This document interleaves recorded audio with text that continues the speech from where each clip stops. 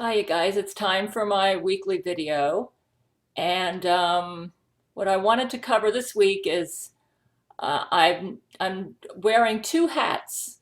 I'm wearing the voice actor hat when I do my audiobook for Bible for Tribulation Saints, and the writer hat when I work on the English subtitles to Homada Tatsu, which is a Japanese NHK production made in around 1993 and 1994 about my Oshu Fujiwara family ancestors. They were a royal family that lived in northern Japan around 1000 to 1100 AD. And that is where I get my Catherine the Great genes. So what I'm doing is I think there are going to be about a total of about 12 audiobooks in Bible for Tribulation Saints. And I already have one Patreon supporter who's already subscribed to the Bible for Tribulation Saints audiobook, the first book. But he's been so generous and he's been giving me so much support, like buying me stuff from the Amazon wish list, that I told him that because of that, whenever I make, I will create a new tier, a new Patreon tier for each audiobook in Bible for Tribulation Saints. And the reason for that is I expect to have a total of about 12 books.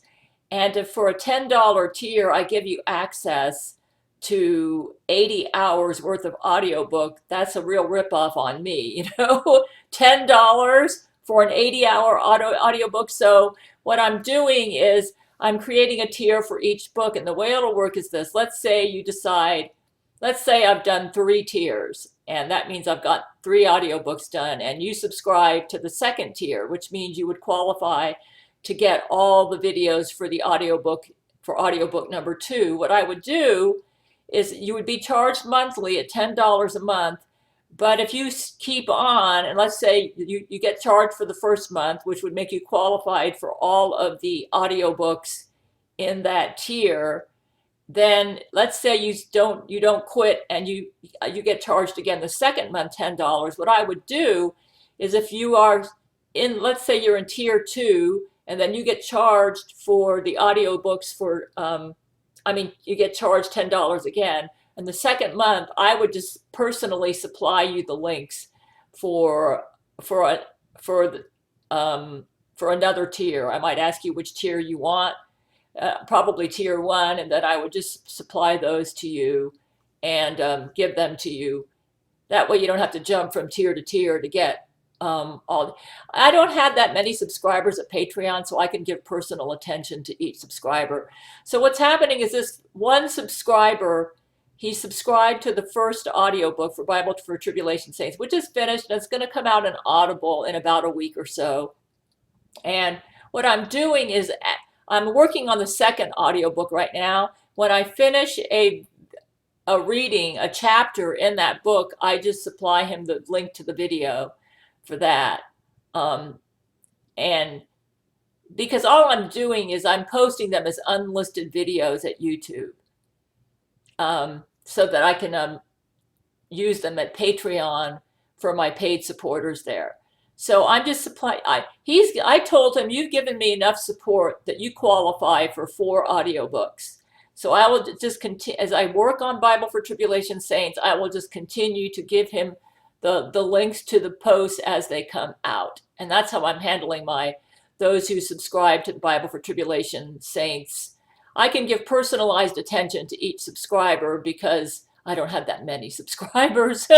So it's easy for me to do that.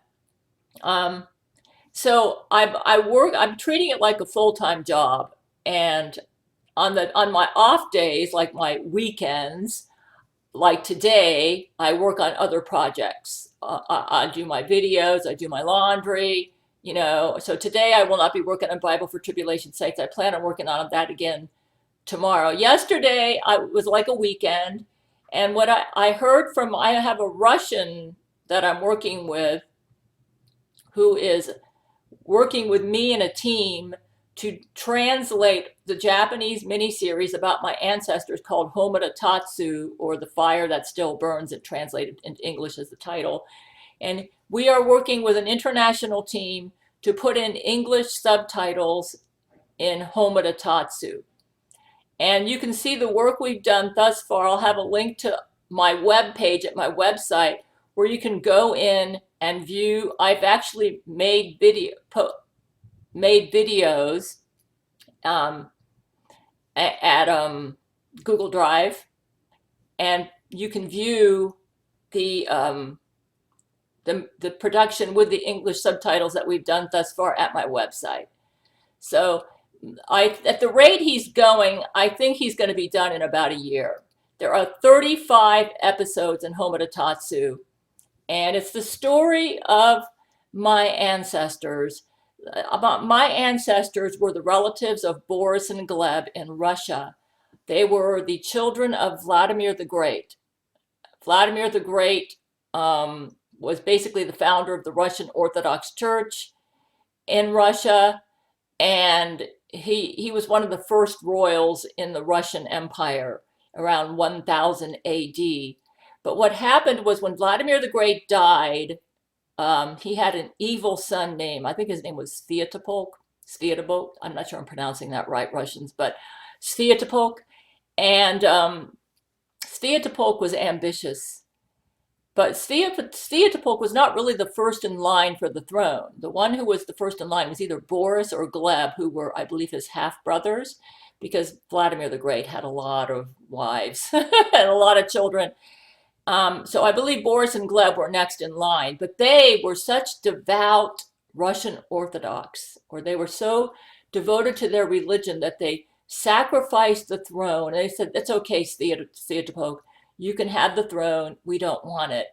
But Sviatopolk knew that he was not popular with the people. And he knew that if he felt that if he didn't murder Boris and Gleb, that they would end up usurping him and getting the throne. He did, I guess because he was so ambitious and greedy, he thought everybody else was like him, which reminds me of Laurie McBride. People that are greedy and ambitious tend to think that everybody's like them, and they see everybody through the filter of their own wicked heart. And that's basically what Homada Tatsu is about. So what happened was the Boris and Gleb, he ended up murdering Boris and Gleb. When Vladimir the Great died, Sviatopolk, I think he didn't even let Boris and Gleb. I don't know exactly. I have to do a little bit more research, but he tricked them. And they said, "It's okay, Sviatopolk, you can have the throne." He tricked them. He murdered them in cold blood because he viewed them as competition for the throne. And then the other children of Boris and Gleb, who were Boris and Gleb's like half brothers and sisters, said, "Boy, we better get out of here. We need to get out of Russia or he's going to go after us next." And so there was a mass exodus. And this has not been recorded in history. This history has been covered up. A mass exodus of these children, and they went across, I think they took the Chinese Silk Road back then to try to find a new home. They left Russia in fear for their lives because already Boris, they didn't trust Sviatopolk. He was jealous, competitive, ambitious, and he was on the throne. He got the throne through treachery. He got on the throne through treachery, and he was not popular with the people, so he felt threatened. And so the children of Boris and Gleb fled Russia for their lives. They took the Silk Road, and I think over a period about 6 months, they tried to find a new land where they would be safe and where they could be free and not have to worry for their lives. And I think they covered up that they were royals, that they were escaping royals because it could cause problems for them. But everywhere they went, there was a problem. They didn't look, they went east. They went towards the east. That was the Asia area where everybody looked Mongoloid. They looked Caucasian. They didn't look Mongoloid, even though they did have dark hair and dark eyes. So everywhere they went, it was dangerous for them because it was obvious they were from another country, and they couldn't hide that they were escaping royals because people would ask, "Why would you leave your country to come here? You don't even look like us. You have different habits than us." So eventually they found a group of people that looked Caucasian in Japan.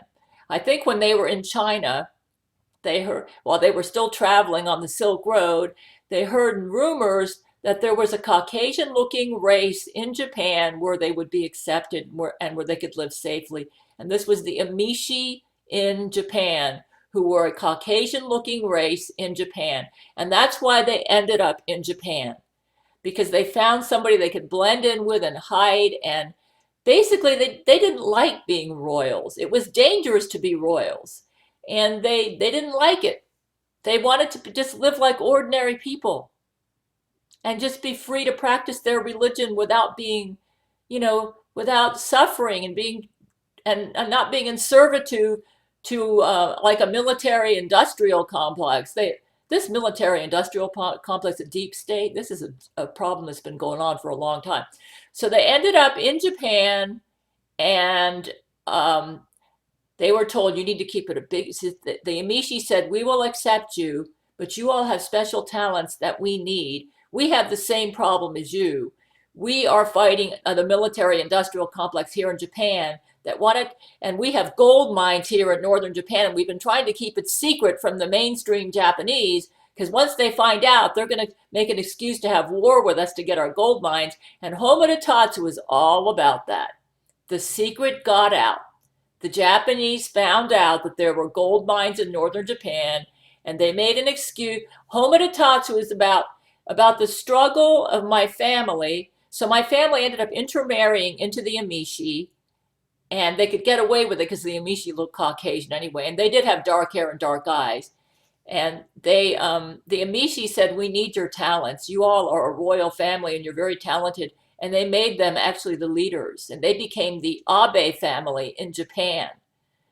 And these Russian royals that escaped Russia came from the same gene pool that would produce Catherine the Great. And that's why I have the genes of Catherine the Great, even though I'm not directly descended from her, because they came from the same gene pool that would produce Catherine the Great in Germany or Prussia. And so I'm right now putting English subtitles to Homeda Tatsu, which is, of course, Homeda Tatsu doesn't go into the Russian origins of these people because that was kept big, big secret. If they let that out, they would have had their heads cut off. So they had to keep that a big, big secret. And but it's what really happened. And so the story of Homeda Tatsu is the story of my ancestors who became Amishi or Abe leaders, and they were able to make northern Japan an independent country for about, I would say, 100 years. But then eventually mainland Japanese, mainstream Japan was able to conquer them. And Homeda Tatsu is all about the struggles they had to honor their hearts, to honor their faith. They started off as animists, which basically was kind of like their Russian Orthodoxy transformed into another form so that they wouldn't be found out in Japan. But eventually that Russian Orthodoxy transformed into Buddhism, and they were very devout Buddhists when they fell. So what I'm going to do is, when I'm done putting the English subtitles to Homeda Tatsu, I'm doing two projects at the same time. I'm going to make an English book about my ancestors. It'll be nonfiction history based on research materials that I got from Homeda Tatsu and other sources. And by the time I'm through putting the English subtitles on this will be just about the time I finish the audiobook for Bible for Tribulation Saints. And then I can start working. Then I'll switch to my writer's hat more. I'm doing writing and acting both.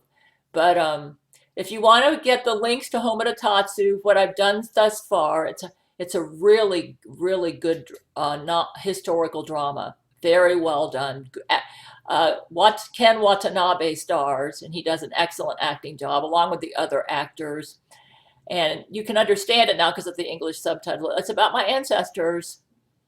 And then I'm also working on Bible for Tribulation Saints audiobook, and I'll have the link for that page under this video as well. And you can subscribe at Patreon for that.